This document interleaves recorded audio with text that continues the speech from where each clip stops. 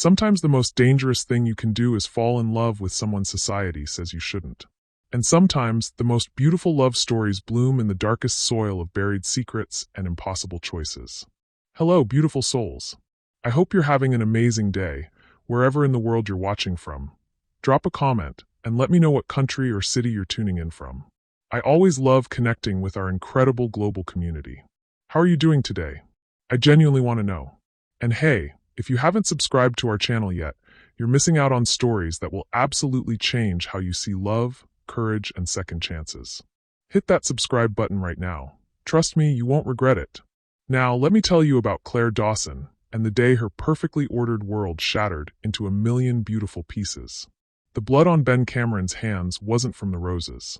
Claire Dawson saw it first, dark crimson staining his knuckles as he knelt beside her father's prized white garden fountain, his muscular frame rigid with something that looked dangerously close to panic. She'd come looking for her lost earring, the one that had fallen during her engagement party 3 hours ago, the party where she'd smiled and nodded while Senator Richard Holbrooke's son discussed their wedding arrangements like a business merger. "Oh God," Ben whispered, unaware of her presence as he frantically washed his hands in the fountain water, turning it pink. "Not here. Not now." Claire's breath caught. She should run. Should call security. Should do any number of rational things that a billionaire's daughter would do upon finding the estate's new gardener covered in blood at midnight. Instead, she stepped into the moonlight.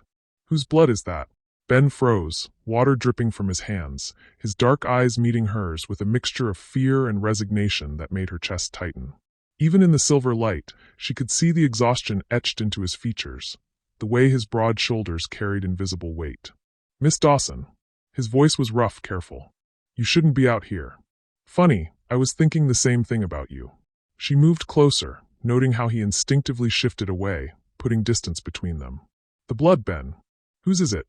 For 3 months, Ben Cameron had been working on their Connecticut estate, transforming the neglected gardens into something worthy of architectural magazines. For 3 months, Claire had found herself watching him from her office window, drawn to his quiet intensity, the way he spoke gently to damaged plants as if he could coax life back into dying things. For 3 months, she'd wondered what shadows lived behind those dark eyes. Now she was about to find out. "It's mine," he said finally, holding up his right hand to show her the gash across his palm. "Cut it on some glass while I was cleaning up after your party." Claire studied his face, noting the slight tremor in his jaw, the way he couldn't quite meet her eyes. In her 35 years of navigating high society's web of polite lies and strategic truths, she'd learned to recognize deception. This was deception. "Show me where," she said. "Miss Dawson, really, it's late. You should go back inside." "Show me where?" Something in her tone made him look at her directly for the first time since she'd discovered him. Claire felt the familiar flutter in her stomach, the same reaction she'd been fighting for months. Ben Cameron wasn't traditionally handsome. His nose had been broken at least once, and a thin scar ran from his left ear to his jawline. But there was something magnetic about him, something that made her feel more alive than she had in years. Something dangerous.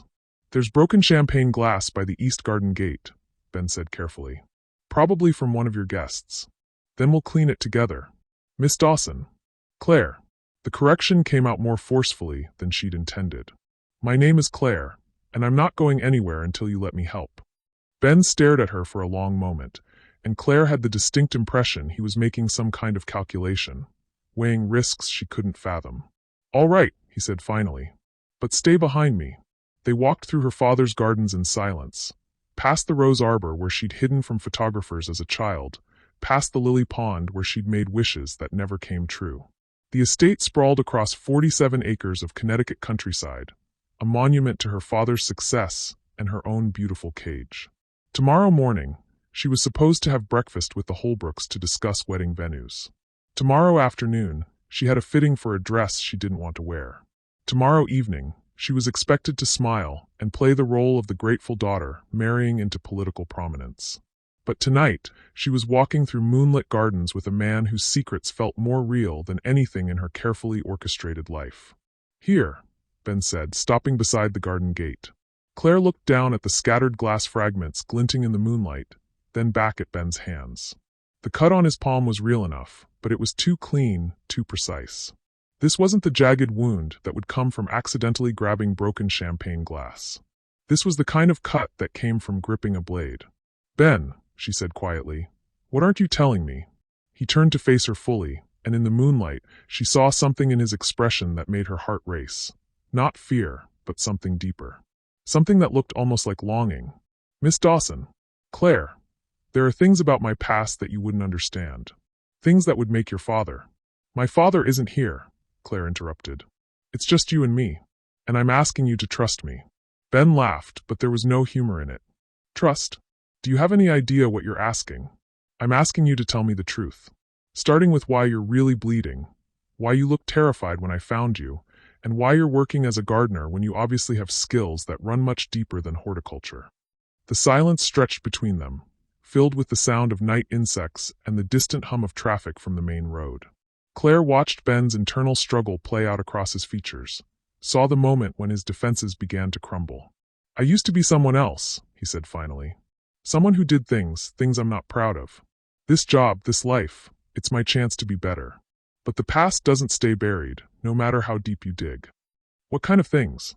Ben's smile was bitter. "The kind that would end your engagement, destroy your reputation, and probably get us both killed if the wrong people found out where I am." Claire felt a thrill of fear mixed with something else. Excitement, possibility, the intoxicating rush of stepping off the prescribed path for the first time in her adult life. "Try me," she said. Ben stared at her for a long moment, then pulled out his phone and showed her a news article dated 6 months ago. The headline made her blood run cold. "Federal witness in organized crime case disappears before testimony." The accompanying photo showed Ben Cameron, or someone who looked exactly like him, in a federal courthouse, his face partially obscured but unmistakably the same dark eyes, the same strong jaw, the same scar. "My real name is Benjamin Torres," he said quietly. "And 6 months ago, I was supposed to testify against one of the most dangerous crime families on the East Coast. Instead, I disappeared into witness protection, started over with a new identity, and ended up trimming your father's hedge roses." Claire's world tilted. Everything she thought she knew, everything she'd been feeling for the past 3 months, suddenly took on new meaning. "Are you in danger?" she asked. "We're all in danger," Ben replied. "Especially now that you know." The weight of his words hit her like a physical blow. By seeking the truth, by pushing past his defenses, she'd made herself a target. She'd stepped into a world where champagne glasses weren't the only things that could draw blood. But as she looked into Ben's eyes, saw the genuine anguish there, the fear not for himself but for her safety, Claire realized something that would change everything. She wasn't afraid. For the first time in her 35 years of careful choices and calculated risks, she was exactly where she wanted to be, even if it killed her. The silence that followed Ben's revelation stretched like a chasm between them, filled with the weight of secrets that could destroy lives. Claire found herself studying his face in the moonlight, memorizing the way shadows played across his features, as if she might never see him again. "How long have you been running?" she asked quietly. 6 months, 2 weeks, 3 days. The precision in his answer told her he'd been counting every moment since his old life ended. "The U.S. Marshals set me up with this identity, this job. Your father's security firm has government contracts. They arranged the placement without him knowing the details." Claire's mind reeled.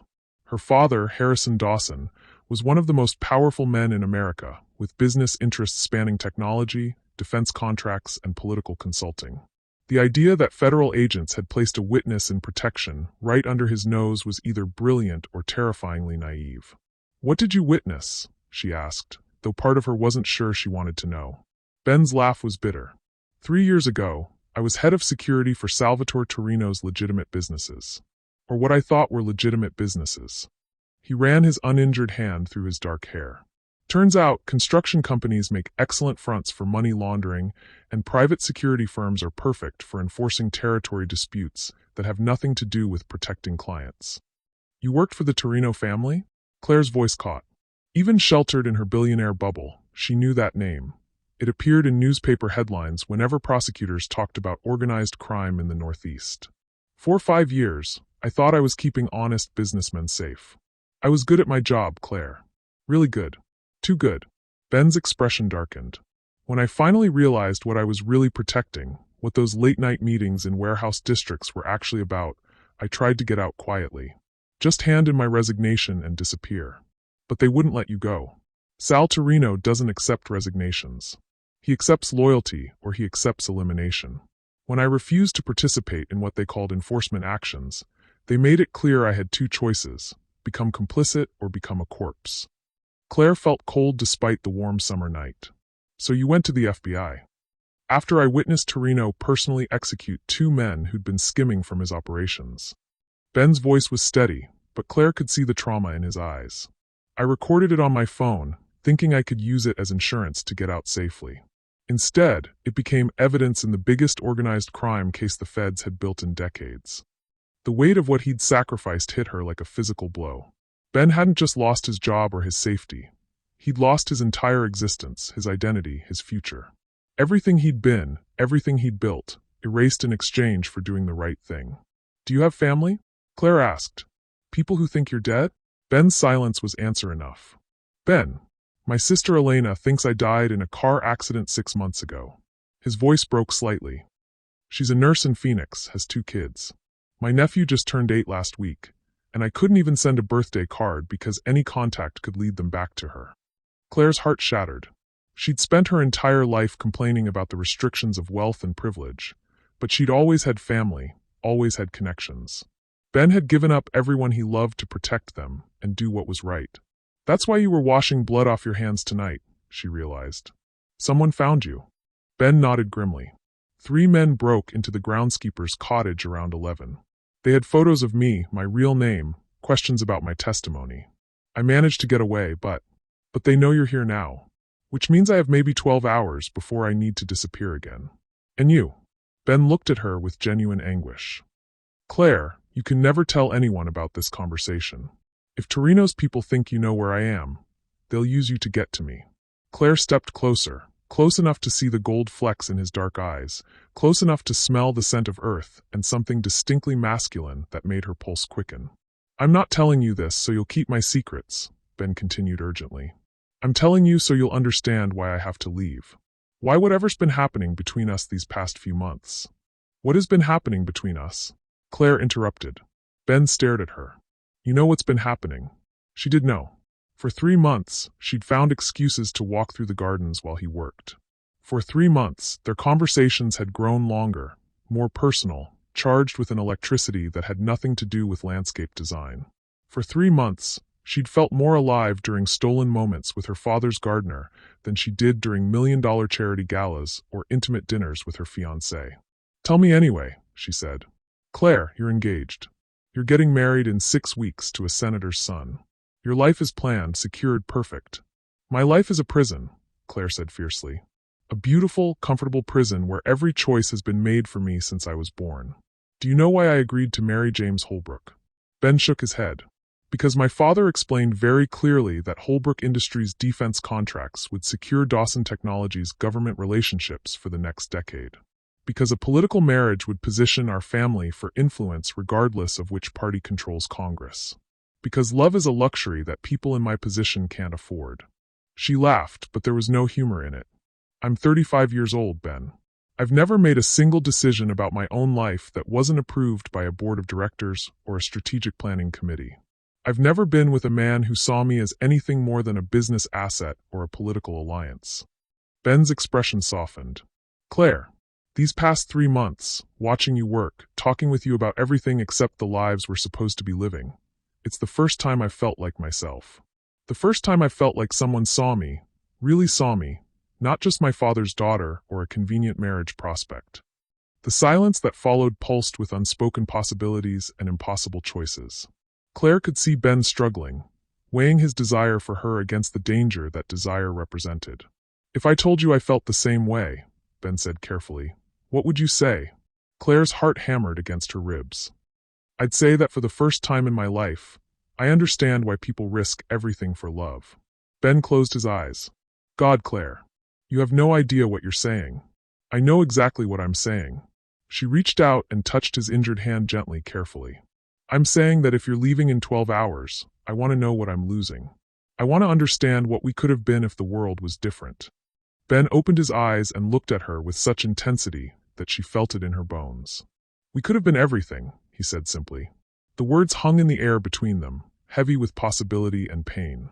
Claire felt tears prick her eyes, mourning a relationship that had never quite existed, but felt more real than anything else in her carefully constructed life.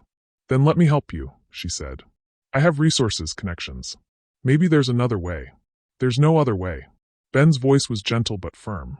"Torino's reach extends into law enforcement, politics, business. The only reason I've stayed alive this long is because I've stayed hidden. The moment I surface, the moment anyone with power knows where I am, I'm dead." "Even my father?" Ben's expression darkened. "Especially your father. Harrison Dawson has business relationships with people who have business relationships with Salvatore Torino. Money connects everything, Claire. And in Torino's world, information is just another commodity to be bought and sold." The implications hit Claire like ice water. Her father, the man she'd idolized despite his controlling nature, might be connected to the very people hunting the man she was falling in love with. "I need to go pack," Ben said quietly. "The marshals have an emergency extraction protocol. I'll be gone before sunrise." "Where will you go?" "Somewhere far from here." "Somewhere far from you." Ben's voice broke slightly. "It's the only way to keep you safe." Claire felt something fierce and desperate rise in her chest. "What if I don't want to be safe?" Ben stared at her. "What are you saying?"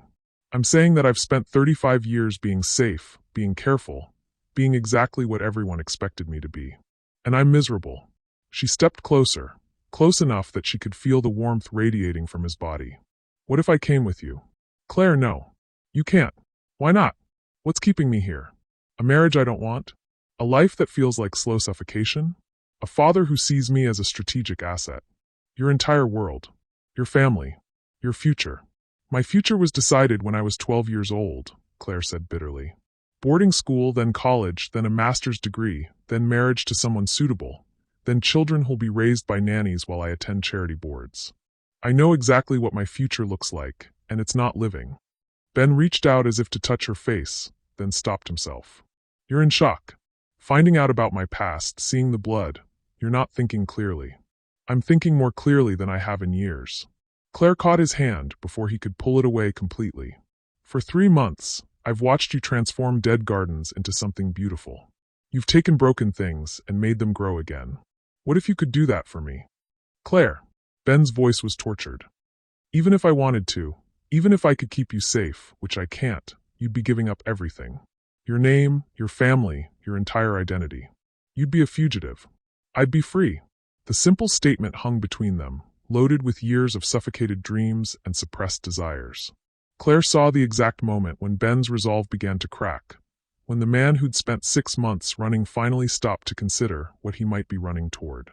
"If we did this," Ben's voice was barely a whisper, "if we somehow found a way to disappear together, there would be no going back. Ever. You understand that?" Claire nodded, her heart racing with terror and exhilaration in equal measure. "And you understand that they would hunt us? That Torino's people would never stop looking, that your father would use every resource he has to find you?" "I understand." Ben studied her face in the moonlight, searching for any sign of doubt or hesitation. "What about your fiancé? Your wedding?" Claire thought about James Holbrook III, with his political ambitions and calculated charm, his discussions of their future that sounded more like merger negotiations than marriage plans. "James doesn't love me," she said simply. "He loves what marrying me represents. And I don't love him. I'm not even sure I like him. And your father?" The question hit harder. Despite everything, despite his controlling nature and strategic thinking, Harrison Dawson loved his daughter. But his love came with conditions, expectations, requirements that were slowly crushing her soul. "My father will survive," Claire said finally. "He's survived much worse than a daughter who finally chose her own path." Ben was quiet for a long moment, and Claire could almost see the war being fought behind his eyes. Duty against desire, safety against love, the logical choice against the one that might actually let them both live instead of merely survive. "There's something else you need to know," Ben said finally. "Something about tonight that changes everything." Claire's stomach dropped. "What?" "The men who found me, they weren't just looking for me. They were asking questions about you too. About your relationship with your father, your access to his business information, your fiancé's political connections." The blood drained from Claire's face. "What kind of questions?" "The kind that suggest Torino's people see you as more than just collateral damage. Ben's expression was grim. Claire, I think you were already a target before you found me tonight. I think someone has been planning to use you as leverage, and my presence here just accelerated their timeline. The garden seemed to tilt around her. Are you saying they would have come for me anyway? I'm saying that running away together might not be about following our hearts anymore. Ben's voice was steady, but she could see the fear in his eyes, not for himself, but for her. I think it might be about keeping you alive. Claire's world shattered completely when the first shot rang out. The bullet splintered the garden gate 6 inches from Ben's head, sending fragments of wood and metal flying through the moonlit air. Claire's scream caught in her throat as Ben tackled her to the ground, his body covering hers as 2 more shots echoed through the night. Stay down, Ben hissed, pulling her behind the stone fountain as footsteps crashed through the underbrush. Don't move, don't breathe, don't even think loudly. Claire's mind reeled as the peaceful garden transformed into a battlefield. The men Ben had escaped from hadn't given up. They'd regrouped, and now they were hunting both of them with deadly precision. Benjamin Torres, a voice called out from the darkness, heavily accented and coldly amused. Come out and we'll make this quick. Keep hiding, and we'll take our time with the girl. Ben's entire body went rigid against hers. Claire could feel his heart hammering, could sense the terrible calculations running through his mind. These weren't police or federal agents. These were Torino's people, and they'd found him. How many? Claire whispered, barely breathing the words.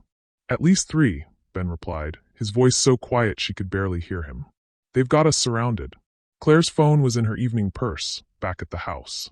Ben's had been destroyed during his earlier escape. They were completely cut off, trapped in her father's garden while armed killers closed in from all sides. Mr. Torres, the voice continued, closer now. We know you can hear us. We also know you've been talking to Miss Dawson here. That's unfortunate. For both of you. Ben's jaw clenched. Claire, listen to me very carefully. In 30 seconds, I'm going to create a distraction. When I do, you run toward the house and you don't stop for anything. I'm not leaving you. You're not dying for me either. Ben's voice carried absolute authority. These men aren't here to negotiate. They're here to clean up loose ends, and right now we're both loose ends. The terrible reality hit Claire like a physical blow. She'd stumbled into a world where people died for knowing the wrong secrets, where love was a luxury that could cost you your life. There has to be another way, she whispered desperately. There is, Ben said grimly. But it requires you to trust me completely. Before Claire could respond, Ben was moving. He grabbed a handful of decorative stones from the fountain's base and hurled them across the garden, creating noise and movement in the opposite direction from where they were hiding. The distraction worked. Footsteps rushed toward the sound, and Ben pulled Claire to her feet, moving silently through the shadows toward the garden's back entrance. They almost made it. There! The shout came from directly ahead of them as a figure emerged from behind the rose arbor. A tall man with dead eyes and a gun pointed directly at Claire's heart. Ben stepped in front of her without hesitation. Let her go, Dimitri. Your quarrel is with me. Dimitri smiled, and it was the most chilling thing Claire had ever seen. Our quarrel was with you, Mr. Torres. But you've made it so much more complicated by involving civilians. 2 more men emerged from the shadows, flanking them on both sides. Claire recognized the tactical positioning even without military training. They were trapped, with nowhere to run and no chance of escape. Miss Dawson, Dimitri continued conversationally, your father is going to be very upset when he discovers what happened to his daughter tonight. My father will destroy you, Claire said, surprised by the steadiness of her own voice. Harrison Dawson doesn't negotiate with terrorists. No, Dimitri agreed, but he does negotiate with business partners. And Salvatore Torino has been a very valuable business partner over the years. The words hit Claire like ice water. You're lying. Am I? Who do you think provides security for your father's overseas construction projects? Who ensures that labor disputes in his manufacturing facilities are resolved quickly and quietly? Who guarantees that environmental protesters don't interfere with his development projects? Ben's face had gone white. Claire, he's trying to get under your skin. Don't listen to him. But Dimitri wasn't finished. Miss Dawson, your father has been paying Torino Family Enterprises for security services for over a decade. The only reason Mr. Torres here is still alive is because killing a federal witness would have complicated those business relationships. Then why are you here? Claire demanded. Because Mr. Torres decided to break the rules, Dimitri replied. He was supposed to stay hidden, stay quiet, and eventually testify in a controlled environment that wouldn't threaten anyone's business interests.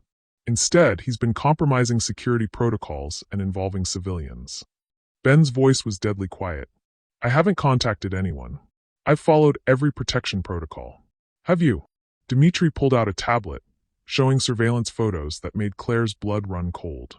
Images of her and Ben talking in the gardens, walking together, sharing moments that had felt private and safe. For 3 months, you've been conducting a relationship with Harrison Dawson's daughter, Dimitri continued. A relationship that gives you access to one of the most powerful families in America. A relationship that could compromise national security if the wrong information falls into the wrong hands. Claire's mind reeled. You think Ben was using me? We think Mr. Torres saw an opportunity, Dimitri replied. A beautiful, lonely heiress with access to government contracts and political connections. Very convenient for someone looking to disappear permanently. That's not true, Ben said fiercely. Claire, you have to know that's not true. But doubt was creeping into Claire's mind like poison. Had Ben been playing her? Had their connection been real, or was she just another mark in a longer con? It doesn't matter now, Dimitri said pragmatically. What matters is cleaning up the situation before it becomes more complicated. That's when Claire understood.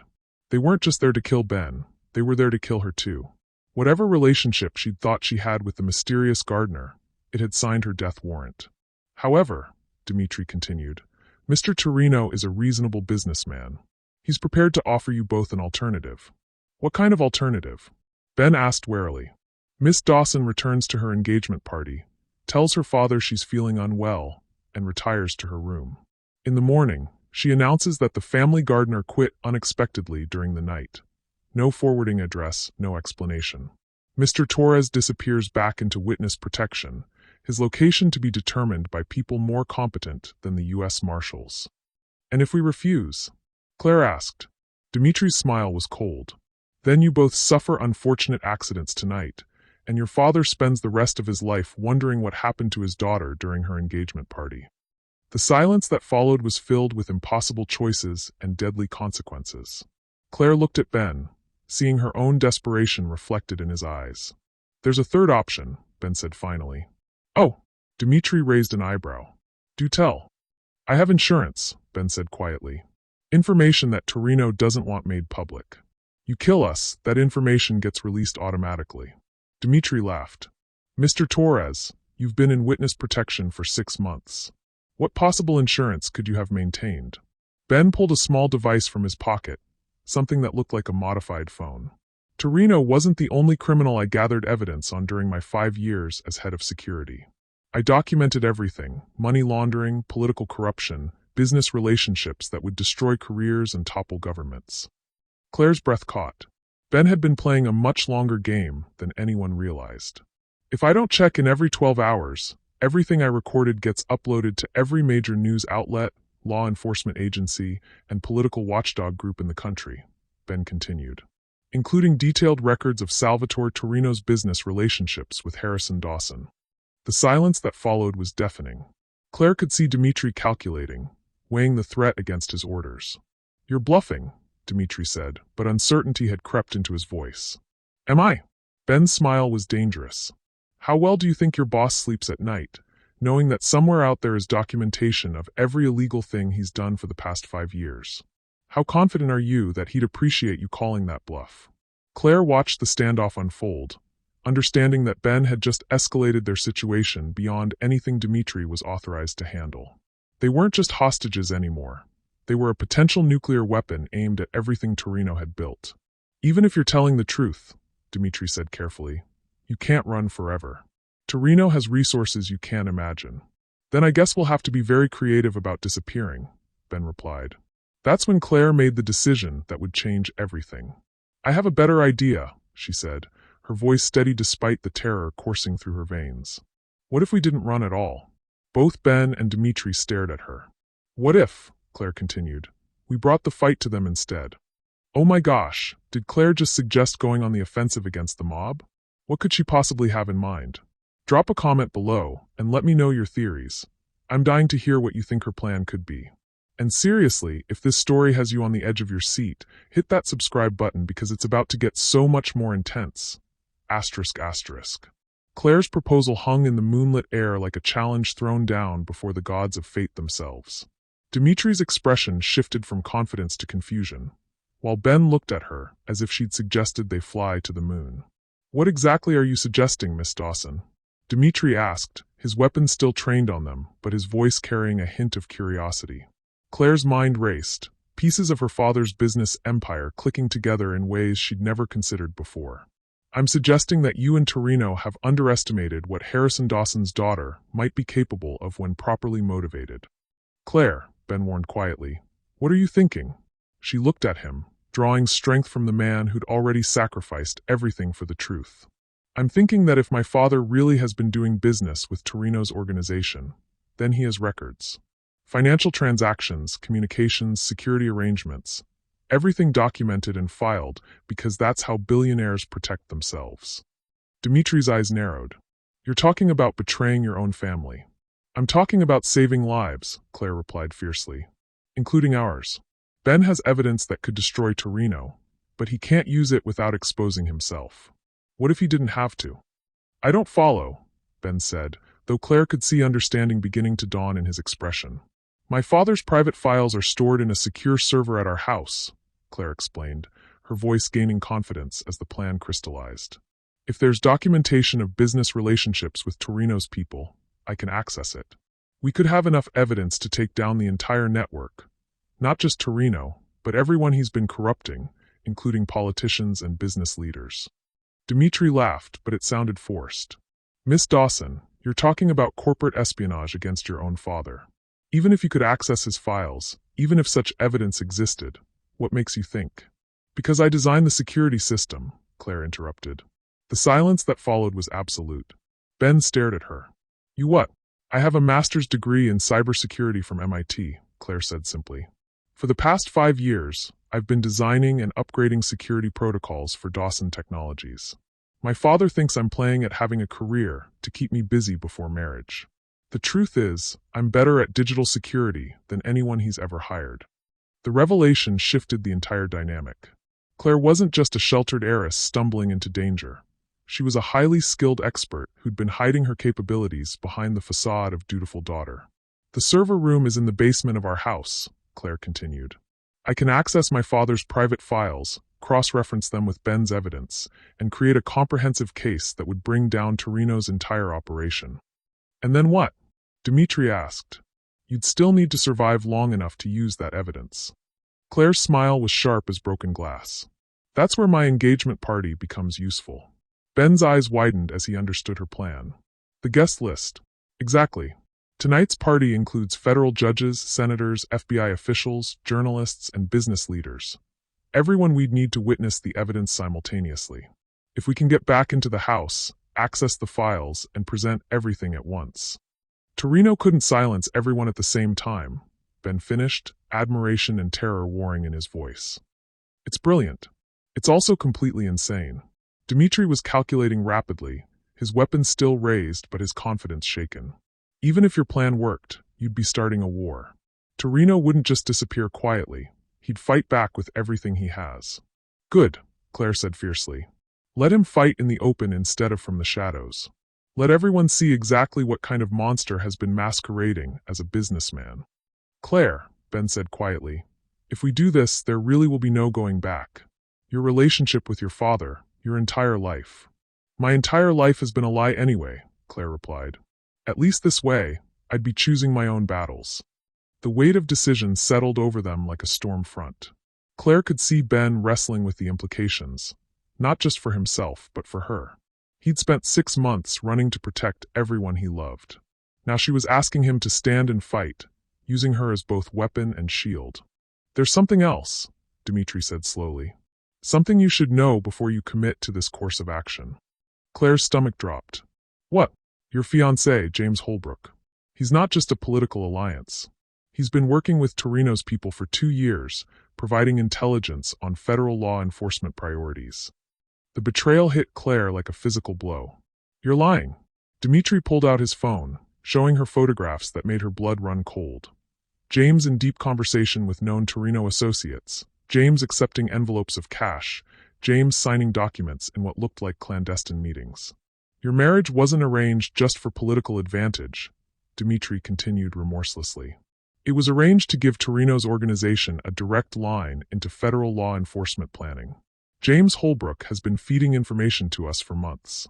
Claire felt everything she'd believed about her life crumbling into dust. Her engagement, her future, her father's strategic planning.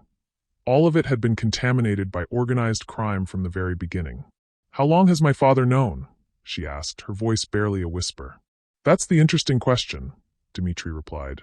"Either Harrison Dawson is the most naive billionaire in history, or he's been complicit in arrangements that go far deeper than simple security services." Ben moved closer to Claire, and she could feel his protective instincts overwhelming his caution. "Stop," he told Dmitri. "You've made your point." "Have I?" Dmitri's smile was cruel. "Miss Dawson, what do you think happens to your father's business empire if evidence surfaces that he's been laundering money for organized crime? What happens to his government contracts, his political relationships, his legacy?" The trap was perfect and devastating. Exposing Torino would likely destroy her father as well, turning Claire into the instrument of her own family's downfall. "Unless," Dmitri continued, "there was a way to extract the information selectively. To focus only on Torino's activities while protecting your father's reputation." Claire saw the manipulation immediately. "You want me to help you eliminate evidence that could implicate my father. I want you to be smart about protecting your family while still getting justice for Mr. Torres here." Ben's voice was deadly quiet. "What are you really offering?" "Safe passage for both of you, new identities, a comfortable life somewhere far from all this ugliness. In exchange, Miss Dawson helps us edit any evidence that might surface about her father's business relationships." The offer was tempting and horrifying in equal measure. Safety, freedom, a chance at the life she'd dreamed of with Ben, all at the cost of helping cover up the very crimes they were trying to expose. "How do we know you'd keep your word?" Claire asked.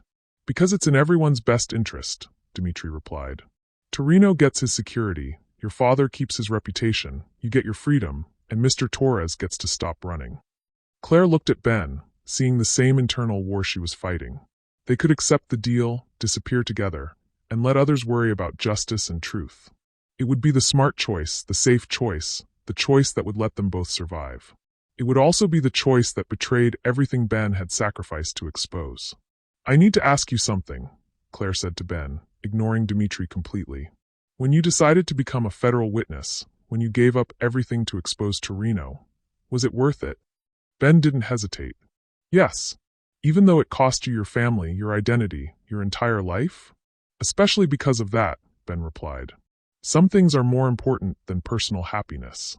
Claire nodded, understanding flooding through her like sunlight. "Then we do this the right way.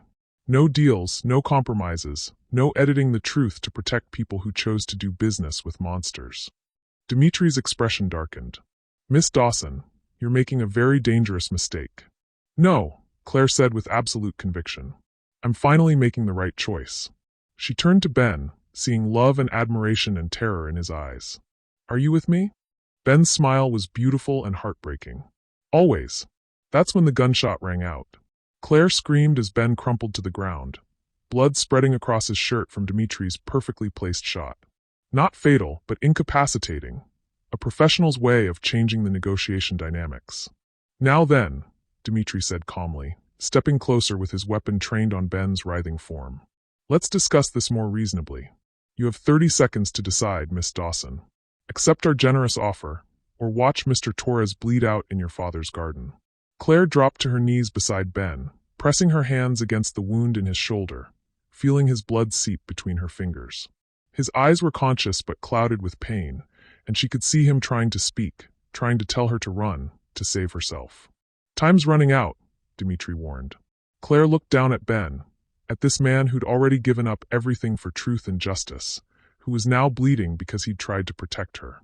She thought about her father's empire, built on relationships with people like Torino. She thought about her fiancé, selling federal law enforcement secrets for money. She thought about her entire life, constructed on foundations of corruption and compromise.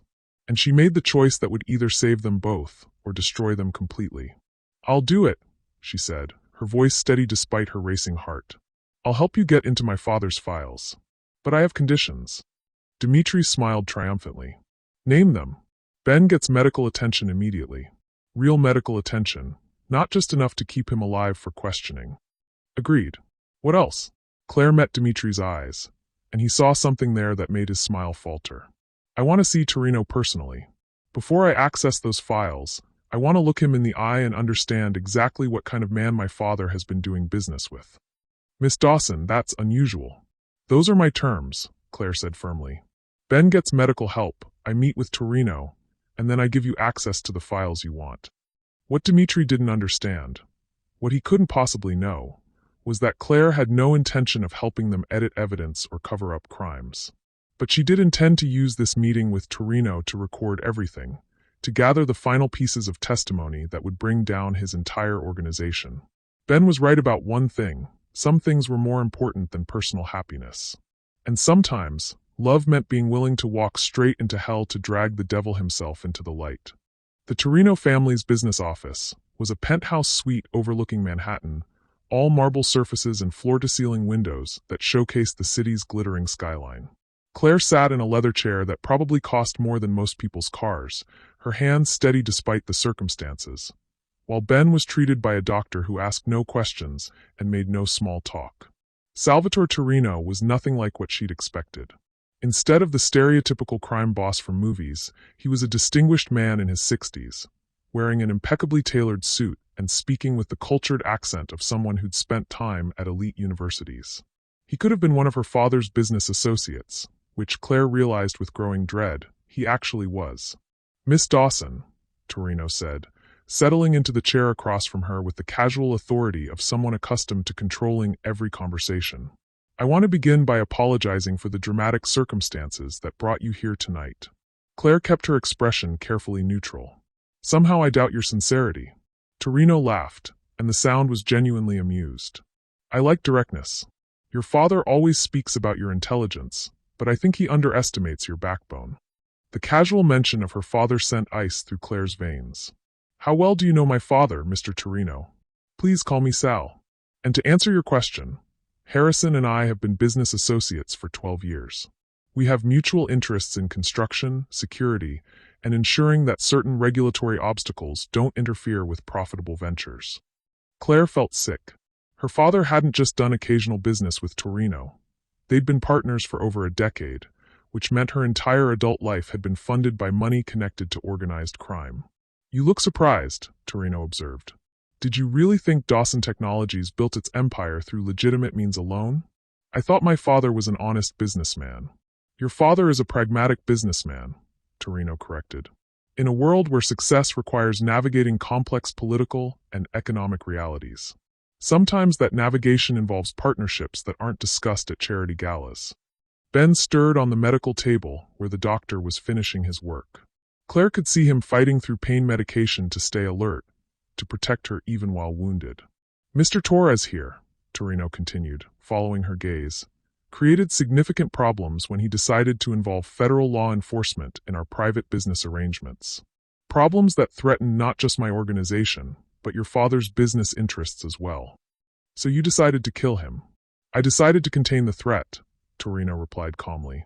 Mr. Torres had evidence that could have damaged many innocent people, including your father.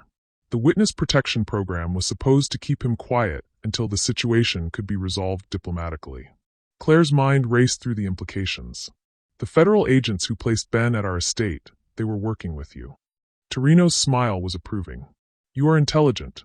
Yes, we have friends in various government agencies who understand that sometimes national security requires flexibility in how justice is administered.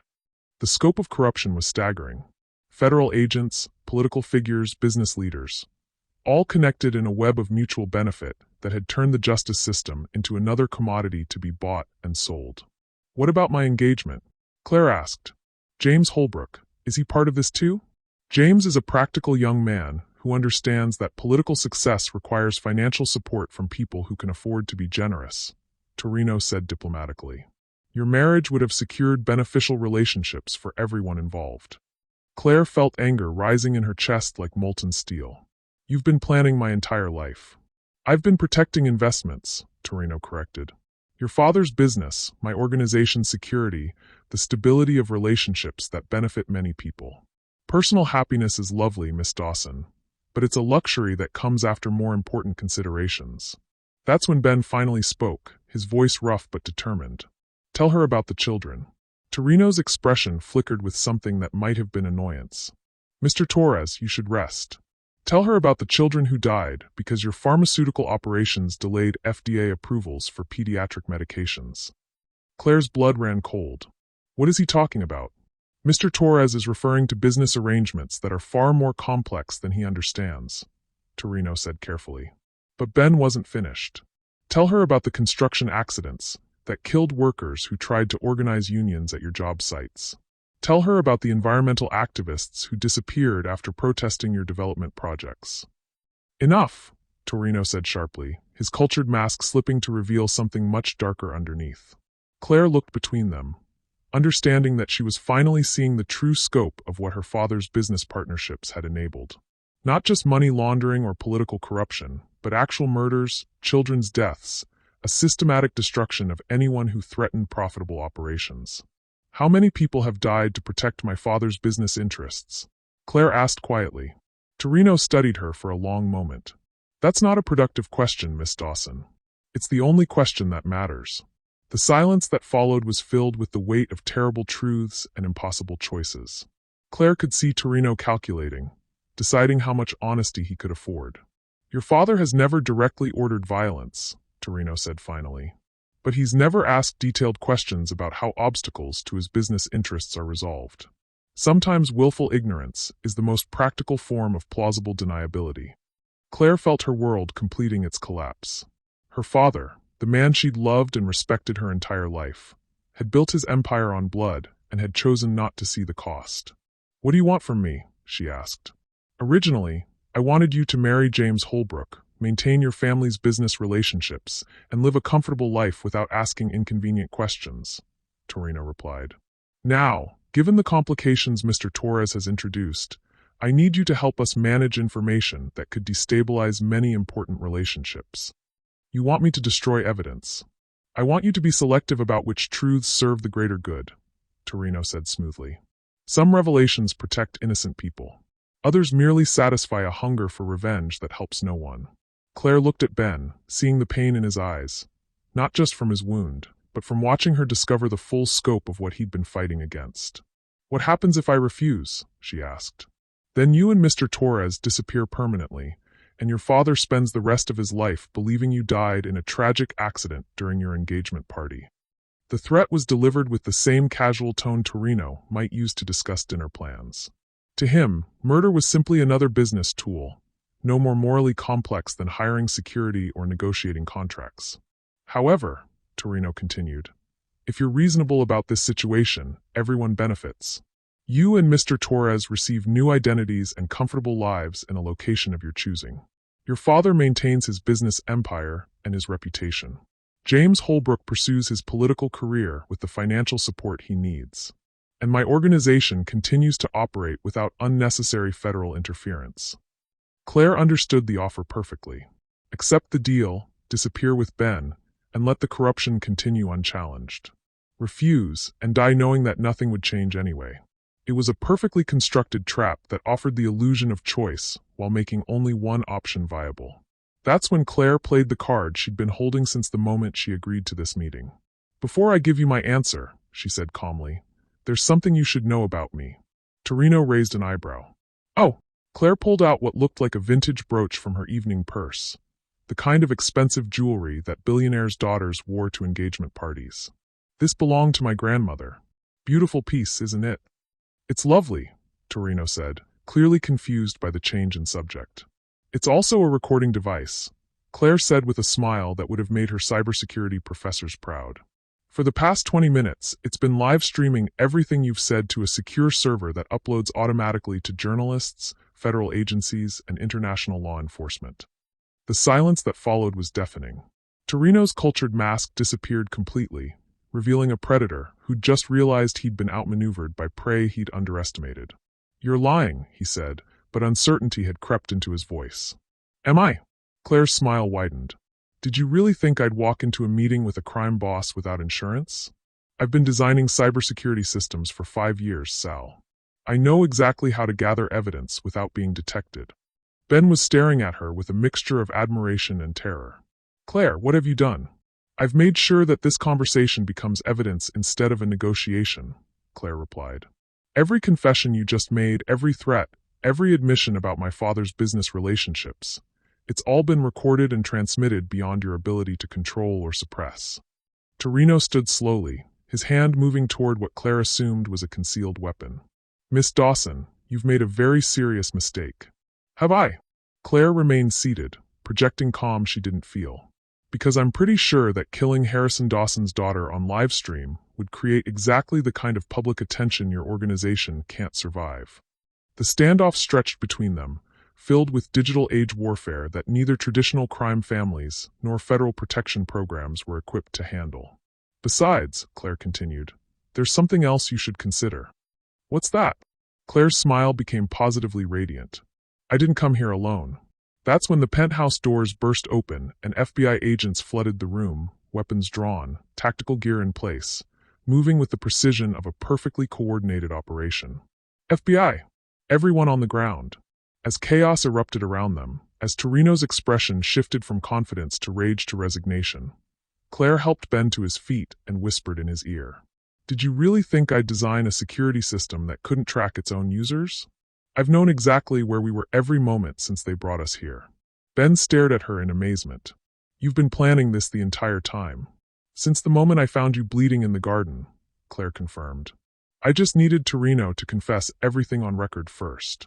As federal agents secured the scene and read Torino his rights, as the crime boss who'd terrorized countless people was finally brought to justice, Claire realized that she'd done something she'd never thought possible.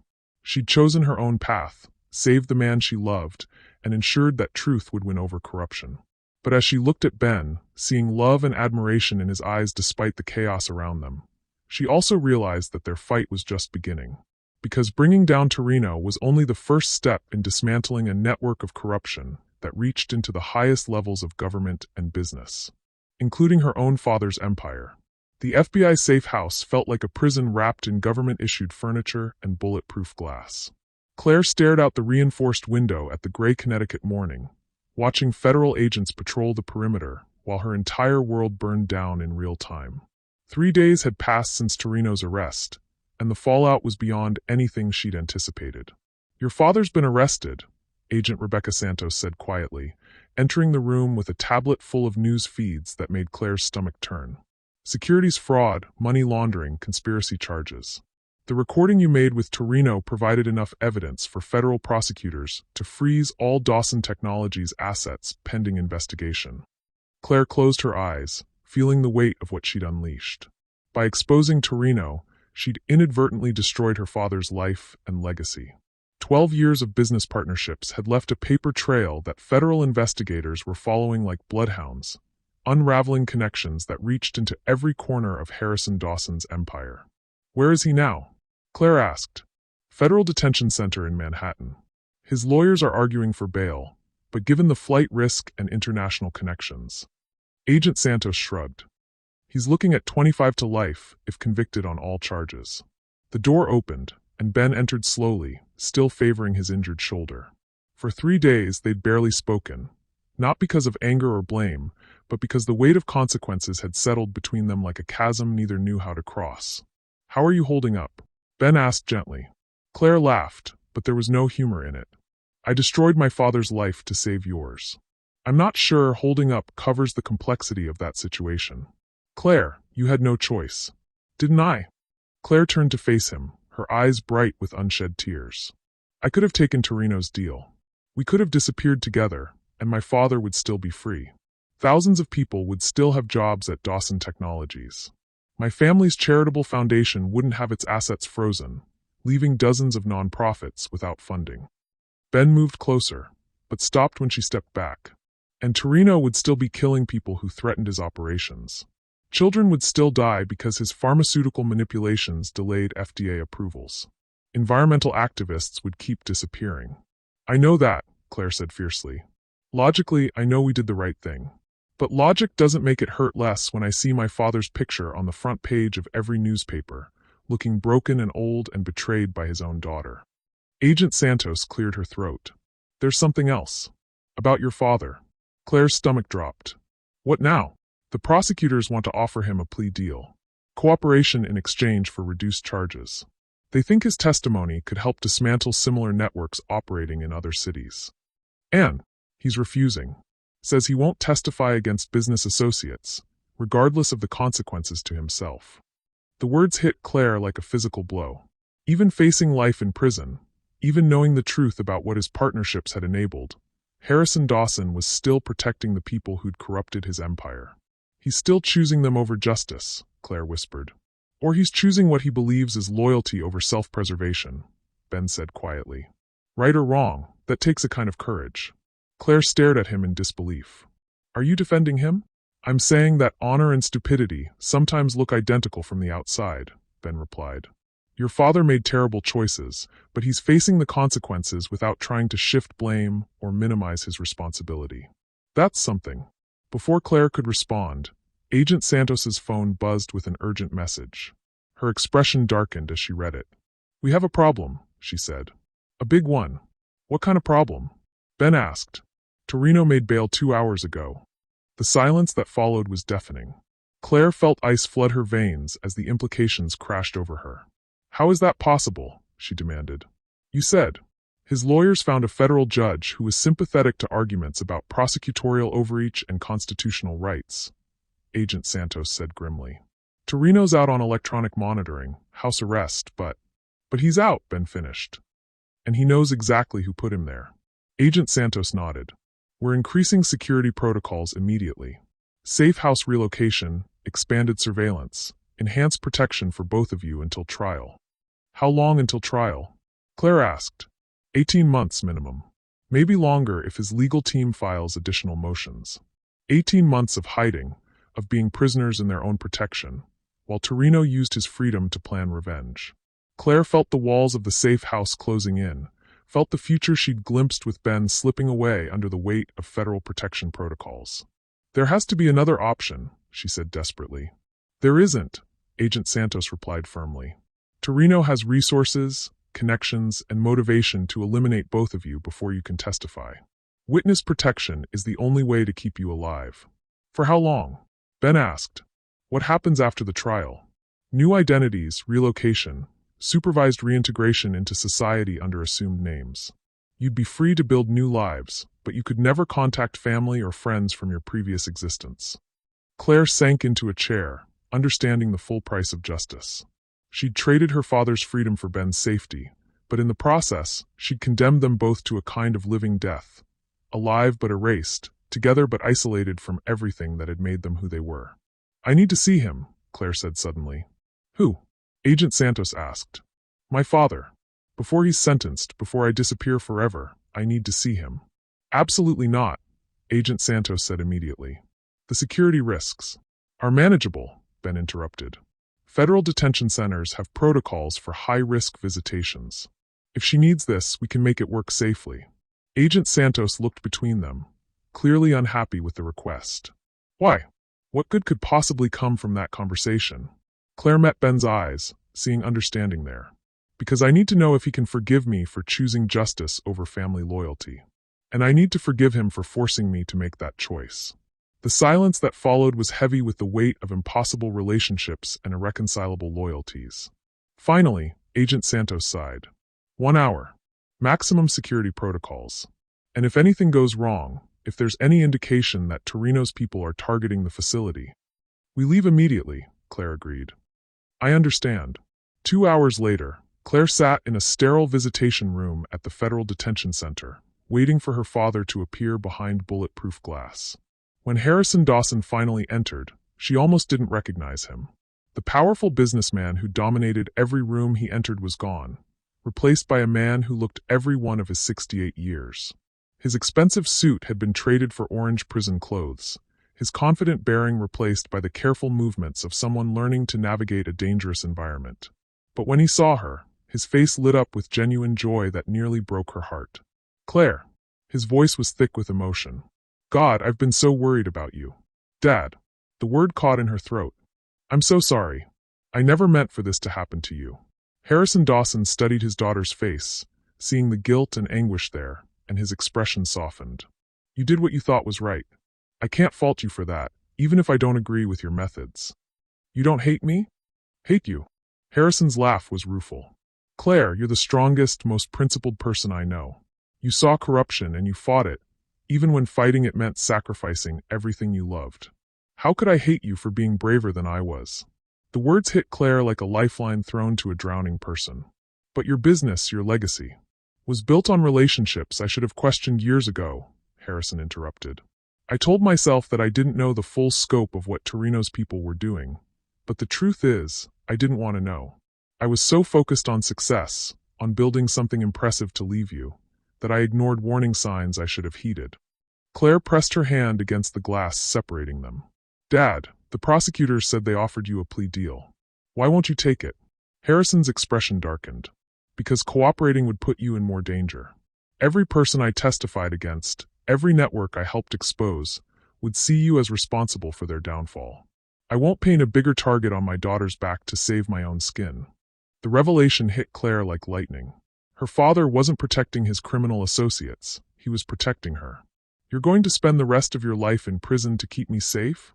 I'm going to face the consequences of my choices, so you can be free to make better ones, Harrison corrected gently. That's what fathers do, Claire.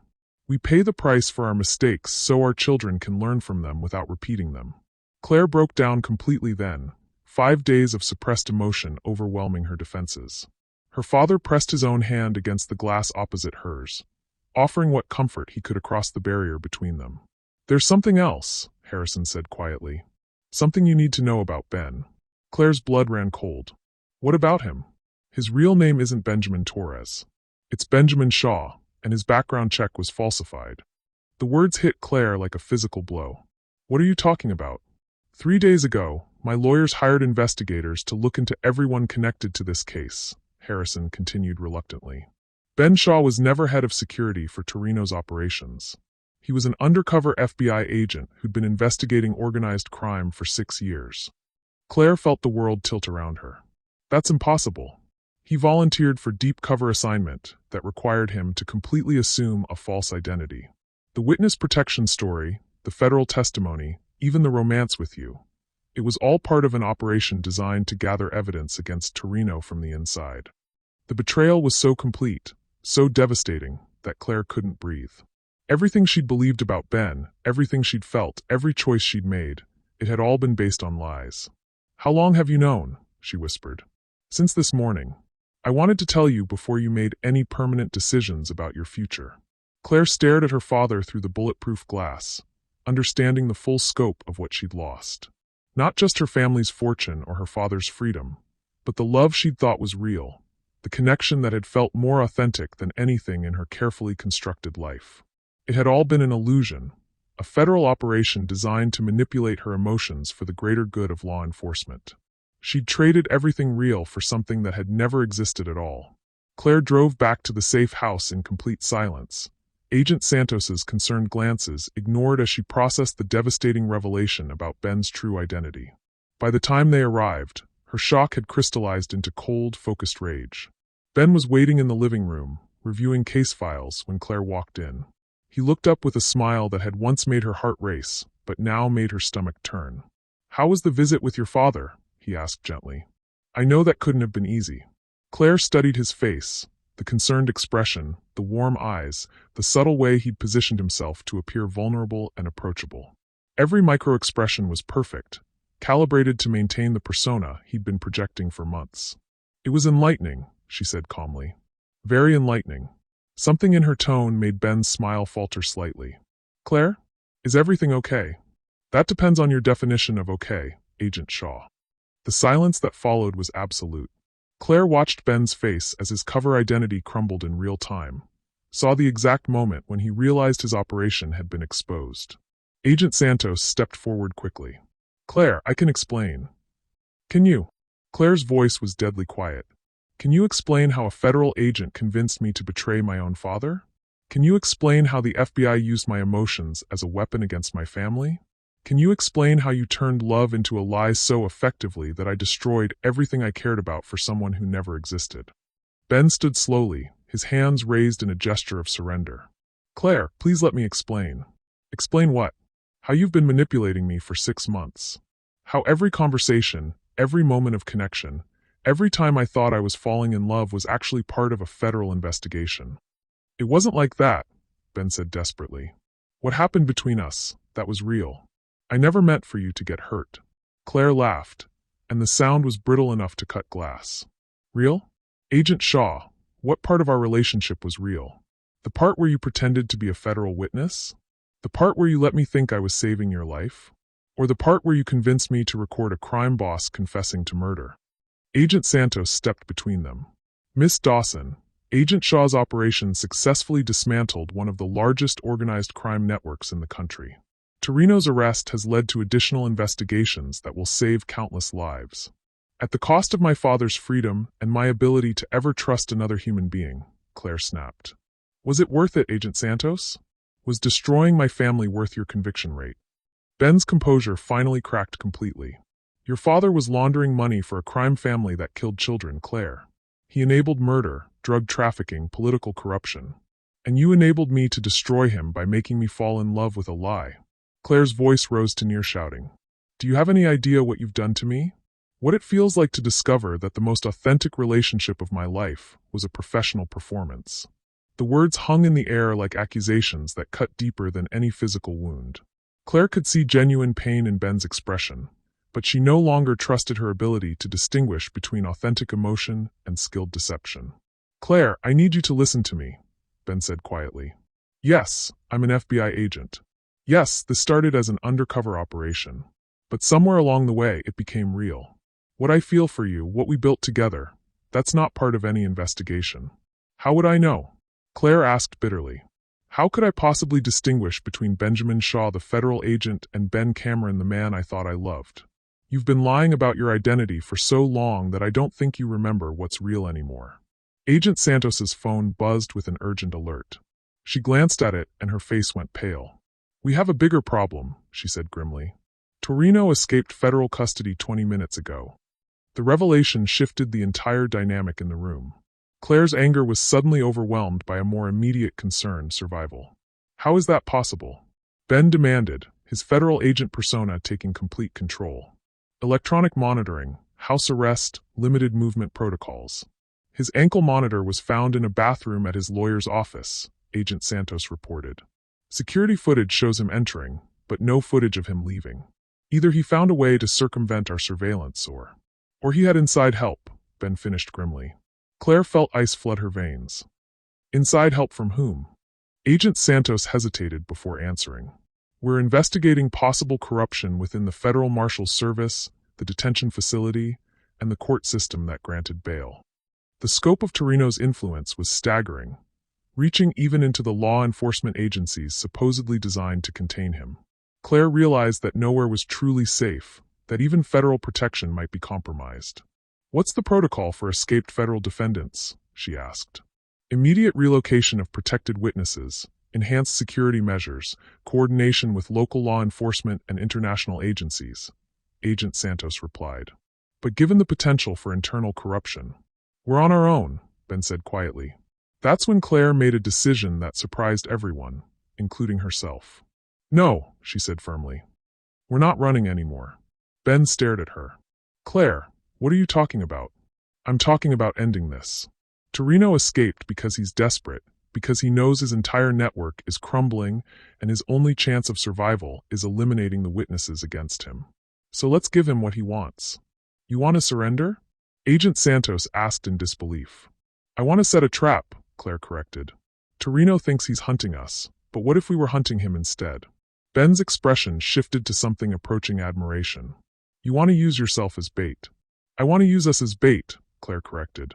Together. One last operation, but this time with complete honesty between us. Agent Santos shook her head. Absolutely not. The risk is the same whether we're hiding or hunting, Claire interrupted. At least this way we control the variables. Ben studied her face, seeing something he'd never witnessed before. Not the sheltered heiress or the angry victim, but a woman who'd found her own strength in the midst of betrayal and loss. What are you proposing exactly? He asked. Claire's smile was sharp as a blade. I'm proposing that we give Torino exactly what he expects, a couple running scared, making desperate choices. We let him think he's cornered us, and when he moves in for the kill, we turn the tables. How? With the one thing Torino doesn't know about, my real expertise. Agent Shaw, you may be excellent at undercover work, but I'm better at digital warfare than anyone the FBI has ever employed. Give me the right resources, and I can make Torino's own technology work against him. Agent Santos was quiet for a long moment, clearly calculating risks and possibilities. What would you need?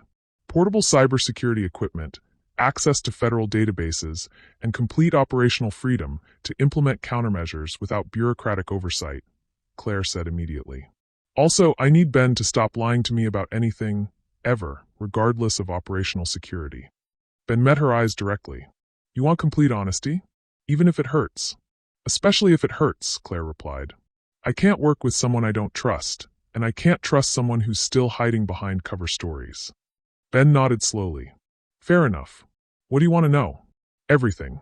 Your real background, the scope of your operation, what the FBI really knows about my father's involvement, and... Claire's voice caught slightly. What parts of your feelings for me were genuine, and what parts were professional manipulation? The question hung in the air between them, loaded with the potential to either rebuild their connection or destroy it completely. Ben closed his eyes for a moment, then looked at her with an expression more vulnerable than she'd ever seen. My name is Benjamin Shaw. I've been an FBI agent for 8 years, specializing in deep cover operations targeting organized crime. The Torino investigation was my assignment, and placing me at your father's estate was designed to gather intelligence on his business relationships. Claire nodded, appreciating his directness even as it confirmed her worst fears. For the first month, everything I felt for you was professional assessment, Ben continued painfully. You were a potential asset, someone with access to information we needed. I was supposed to cultivate a relationship that would give me leverage over your father's cooperation. Each word was like a knife, but Claire had asked for honesty and she was going to accept it completely. But somewhere around the second month, something changed, Ben said quietly. I started looking forward to our conversations not because of what intelligence I might gather, but because talking with you made me feel more like myself than I had in years of undercover work. Claire felt something fragile and dangerous unfurl in her chest, hope. By the third month, I was in complete violation of FBI protocols because I was more concerned about your happiness than my operational objectives, Ben admitted. I started protecting you from aspects of the investigation that might hurt you, even when that protection compromised evidence-gathering opportunities. What does that mean specifically? Claire asked. It means I chose you over the job, Claire. When I recorded Torino's confession in his penthouse, I could have also recorded evidence that would have implicated your father more severely. Instead, I edited the transmission to focus only on Torino's direct admissions, protecting your father from charges that might have carried life sentences. The revelation hit Claire like lightning. Ben had sacrificed prosecutorial advantage to protect her father, risking his own career and operational success. Why? She whispered. Because I love you, Ben said simply. Not the asset, not the billionaire's daughter, not the person who could give me access to information. I love the woman who designed cybersecurity systems that impressed MIT professors, who spent 3 months asking me about soil composition and plant nutrition because she wanted to understand my work. I love the person who chose justice over safety, even when it cost her everything she'd ever known. Claire felt tears streaming down her face, but they weren't tears of anger anymore.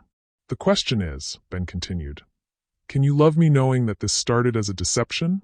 Can you trust someone whose job requires him to lie professionally, even if he's promising never to lie to you personally? Claire looked at him, really looked at him, seeing not the federal agent or the gardener, but the man who'd risked his career to protect her father, who'd chosen her over operational success, who was offering her complete honesty even when it exposed him to potential rejection. Agent Shaw, she said formally. Yes. Shut up and help me catch a crime boss. Ben's smile was radiant. Yes, ma'am. Agent Santos cleared her throat. If you two are finished having your moment, we have approximately 6 hours before Torino's people track us to this location. Whatever plan you're developing, we need to implement it immediately. Claire wiped her eyes and shifted into a mode Ben had never seen. Pure technical competency combined with strategic thinking that made her father's business success suddenly understandable. Here's what we're going to do, she said, her voice carrying the authority of someone accustomed to designing systems that couldn't fail. We're going to make Torino think he's found us, let him plan his attack, and then use his own assault against him to gather enough evidence to destroy his entire organization permanently. And if the plan fails? Agent Santos asked. Claire looked at Ben, seeing partnership instead of deception for the first time since she'd learned his true identity. Then we fail together, she said simply, which is still better than succeeding alone. The abandoned warehouse in Queens looked exactly like what it was. A perfect location for a crime boss to stage a final confrontation with the witnesses who destroyed his empire. Claire adjusted the nearly invisible camera woven into her jacket collar, checking the connection to federal servers that would live-stream everything that happened in the next hour. Are you sure about this? Ben asked quietly, his own surveillance equipment hidden beneath his FBI jacket. Once we're inside, there's no backup plan if things go wrong. Claire checked her modified tablet one final time, ensuring all her digital countermeasures were active. Things are already wrong, Agent Shaw. We're just making sure we control how wrong they get. Agent Santos spoke through their earpieces from the mobile command center positioned 3 blocks away. All federal units are in position, but remember, you need Torino to incriminate himself completely before we can move in. If he stays smart, keeps his admissions vague. He won't stay smart, Claire interrupted confidently. Men like Torino can't resist explaining their superiority when they think they've won.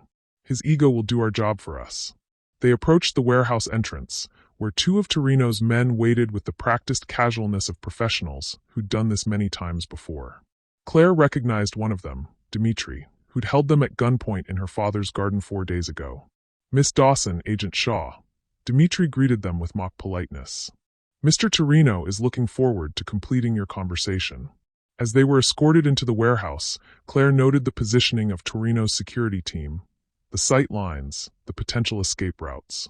But more importantly, she noted the electronic devices, phones, tablets, communication equipment that her cybersecurity protocols were already infiltrating through proximity hacking.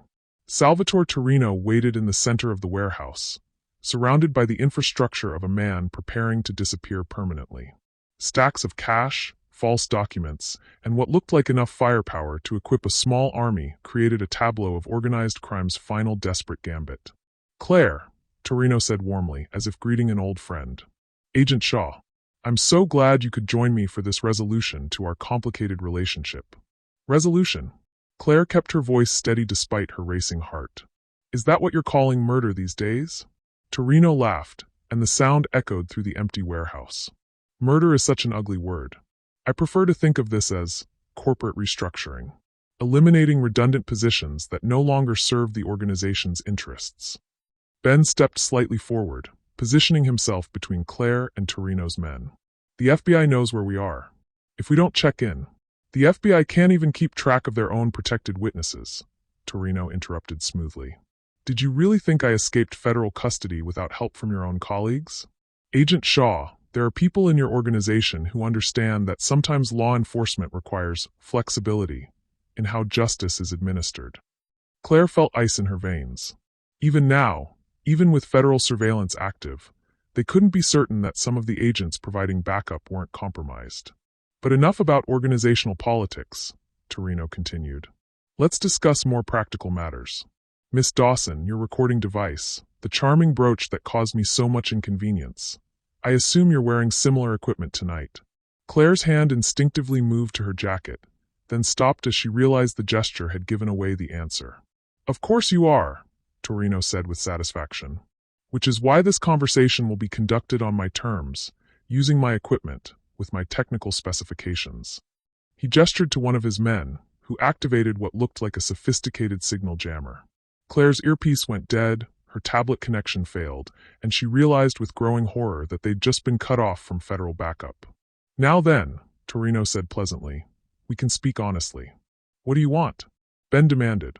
What I've always wanted, the complete destruction of evidence that could threaten my organization's operations, Torino replied. Agent Shaw, your testimony and Miss Dawson's recordings have already caused significant damage, but that damage can still be contained. How? Claire asked, though she dreaded the answer. By ensuring that neither of you lives to testify at trial, Torino said simply. But not before you help me identify and eliminate any other evidence that might surface during federal investigations. The trap was perfect and terrifying. Even in death, they would be used as tools to help Torino escape justice.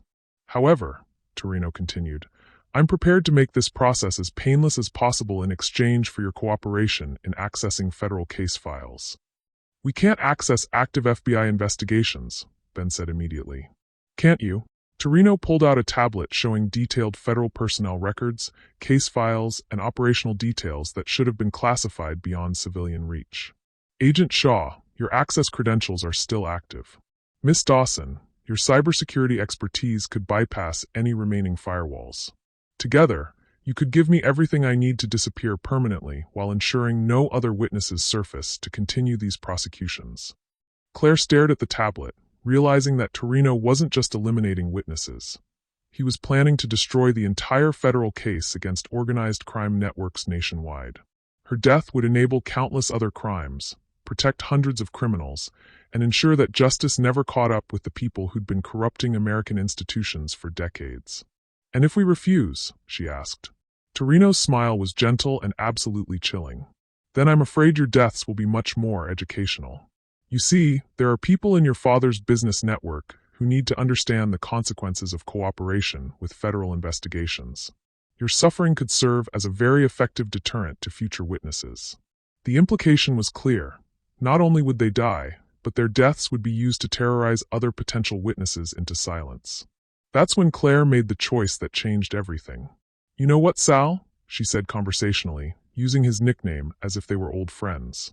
You're absolutely right about one thing. Torino raised an eyebrow. Oh, I am wearing surveillance equipment tonight, Claire confirmed, reaching into her jacket pocket. Several pieces, actually. Very sophisticated, very expensive, very effective at recording conversations. She pulled out what looked like a standard smartphone, holding it up so Torino could see the screen. This device has been live streaming our entire conversation to federal servers, media outlets, and international law enforcement agencies, Claire continued calmly. Every threat you've made, every admission of corruption, every detail about your escape, it's all being broadcast in real time to people who are very interested in your activities.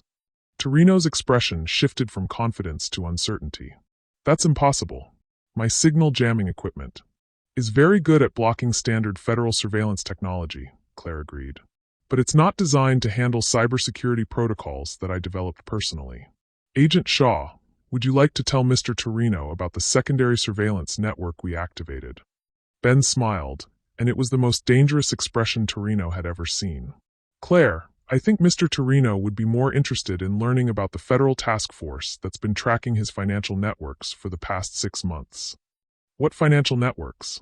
Torino demanded, but his composure was starting to crack. Claire's smile was radiant. Every offshore account, every shell company, every laundered transaction that's passed through your organization in the past 5 years. Did you really think the FBI only had access to the evidence you knew about? That's impossible, Torino said, but doubt was creeping into his voice. Is it? Ben pulled out his own device, showing Torino financial records that made the crime boss's face go white. Claire's cybersecurity skills aren't just defensive, Sal. She's been tracking your digital footprint since the moment she agreed to cooperate with federal investigations. The truth hit Torino like a physical blow. This entire confrontation, his escape, his threat, his confident plan to eliminate witnesses, had been anticipated and turned against him. You've been playing us, he whispered. We've been ending you, Claire corrected. Completely, permanently, and in a way that ensures every person you've corrupted, threatened, or murdered gets justice. That's when the warehouse doors exploded inward and federal agents flooded the space with tactical precision that spoke of months of planning. But these weren't just FBI. Claire saw DEA agents, international law enforcement, financial crimes investigators, and representatives from agencies she didn't recognize. Salvatore Torino, Agent Santos announced, her voice carrying the authority of someone who'd been building this case for years. You're under arrest for organized crime conspiracy, money laundering, murder, witness intimidation, and approximately 47 other federal charges that we'll be happy to discuss during your arraignment. As Torino was handcuffed and his men surrendered, as federal agents secured evidence that would dismantle organized crime networks across multiple countries, Claire felt something she hadn't experienced in months: complete victory.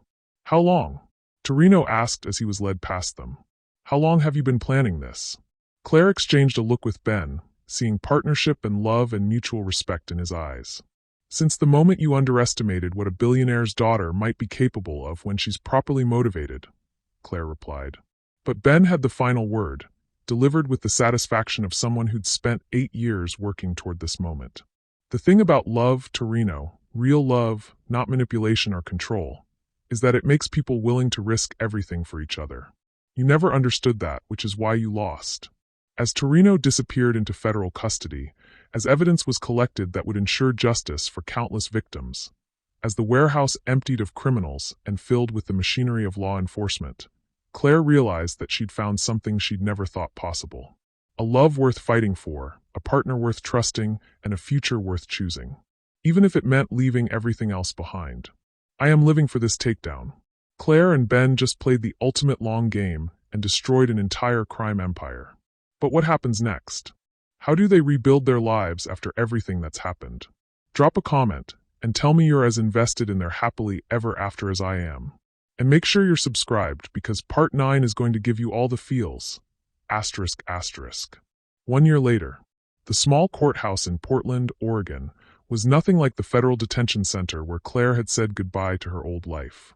Morning sunlight streamed through simple windows as she adjusted the cream-colored dress she'd chosen for a ceremony that would mark the beginning of everything she'd never dared to hope for. Are you nervous? Sarah Williams asked, helping Claire with the simple pearl necklace that had belonged to Ben's grandmother, the only piece of family jewelry he'd been able to salvage from his years undercover. Claire looked at her reflection in the courthouse bathroom mirror, seeing a woman who'd been transformed by love and loss and the courage to choose justice over comfort. No, she said with surprising calm. For the first time in my life, I'm exactly where I'm supposed to be. The door opened, and Agent Rebecca Santos entered with news that would complete their new beginning. The last of Torino's associates were sentenced this morning, she reported with satisfaction. Life without parole for Torino himself, 25 to life for his lieutenants, and complete asset forfeiture that will fund victim compensation for the next decade. Claire felt a deep sense of completion. Justice hadn't just been served, it had been overwhelming and permanent. What about my father? Claire asked quietly. Agent Santos smiled. Harrison Dawson was released from federal custody yesterday. His cooperation with investigations into other organized crime networks earned him a suspended sentence and community service. He'll spend the next 5 years working with federal agencies to help identify and prevent similar corruption. Claire closed her eyes, feeling a weight lift that she'd been carrying for months. Her father was free, working to make amends for his choices, and finally understanding the difference between success and integrity. There's something else, Agent Santos continued. He wants to walk you down the aisle today, if you'll let him. Claire's eyes filled with tears. After everything, the betrayals, the revelations, the choice between family loyalty and justice, her father was still her father. Is he here? She asked. He's been waiting outside for 3 hours, Agent Santos replied with gentle amusement. Apparently, he's not taking any chances on missing his daughter's wedding. Claire stepped outside the courthouse to find Harrison Dawson standing by a simple flower garden, looking older but somehow more peaceful than she'd seen him in years. He was wearing a modest suit instead of his usual expensive tailoring, and his expression held a humility that success had never taught him. Dad, Claire said simply. Claire. Harrison's voice was thick with emotion. You look beautiful, like your mother on our wedding day. They stood in silence for a moment, two people who'd lost everything and were slowly learning what actually mattered. I'm sorry, Harrison said finally, for the choices I made, for the position I put you in, for forcing you to choose between family and justice. I'm sorry too, Claire replied, for destroying your business, for the pain I caused you, for taking so long to understand that sometimes love means making difficult choices. Harrison stepped forward and embraced his daughter, and for the first time since childhood, Claire felt completely safe in his arms. Are you happy? He asked quietly. Happier than I ever thought possible, Claire replied honestly. Then that's all that matters. The courthouse ceremony was small and perfect, exactly what Claire and Ben had wanted after a year of complexity and public scrutiny. Agent Santos served as maid of honor. Harrison walked Claire down the aisle, and Ben's sister Elena flew in from Phoenix with her children to represent the family he'd thought he'd lost forever. When Judge Patricia Connor asked Ben to speak his vows, his voice was steady and sure. "Claire, a year ago I thought I knew what love was. Something you protected by hiding the truth, something you maintained by controlling circumstances. You taught me that real love is choosing to see someone completely, to accept their choices even when those choices are difficult, and to build something together that's stronger than either person could create alone." He paused, looking into her eyes with an intensity that made the rest of the world disappear. "I promise to never lie to you again, to choose our relationship over my career whenever those priorities conflict, and to spend every day earning the trust you've given me despite every reason not to." When it was Claire's turn, she spoke the words she'd been practicing for months. "Ben, you showed me that courage isn't the absence of fear. It's choosing to do what's right even when you're terrified of the consequences. You taught me that love isn't about finding someone who fits into your existing life, but about building a new life together that neither of you could have imagined alone." She reached out and took his hands, feeling the calluses from his work and the strength that had protected her through their darkest moments. "I promise to trust you with my whole heart, to support your dreams even when they're different from mine, and to choose you every day for the rest of our lives." Judge Connor smiled as she pronounced them husband and wife. "You may kiss your bride, Agent Shaw." Ben's kiss was everything Claire had dreamed of during their months apart, tender and passionate, and filled with the promise of a future they'd fought to create together. The reception was held in a small restaurant overlooking the Columbia River, with a guest list that would have seemed impossible a year earlier. FBI agents sat with reformed criminals who'd testified against organized crime. Journalists who'd covered the Torino trial shared dinner with federal prosecutors who'd built the case. Harrison Dawson discussed cybersecurity with Ben's colleagues, while Elena Shaw taught Claire's friends how to make Ben's favorite childhood dessert. As the evening wound down, Claire and Ben stepped onto the restaurant's deck to watch the sunset paint the river in shades of gold and crimson. "Any regrets?" Ben asked, wrapping his arms around his new wife. Claire leaned back against his chest, feeling completely at peace for the first time in her adult life. "About which part? Destroying my father's criminal empire? Falling in love with an undercover federal agent? Or choosing justice over a comfortable life of willful ignorance?" "Any of it. All of it." Claire thought about the question seriously. She'd lost her inheritance, her social status, her carefully planned future. Her father's business empire was gone. Her engagement to James Holbrook had become a federal investigation, and her name would forever be associated with one of the largest organized crime prosecutions in history. She'd also gained a husband who valued truth over convenience, work that mattered more than profit, and the knowledge that she was strong enough to choose difficult principles over easy compromises. "No regrets," she said firmly. "But I do have one question." "What's that?" "What happens next?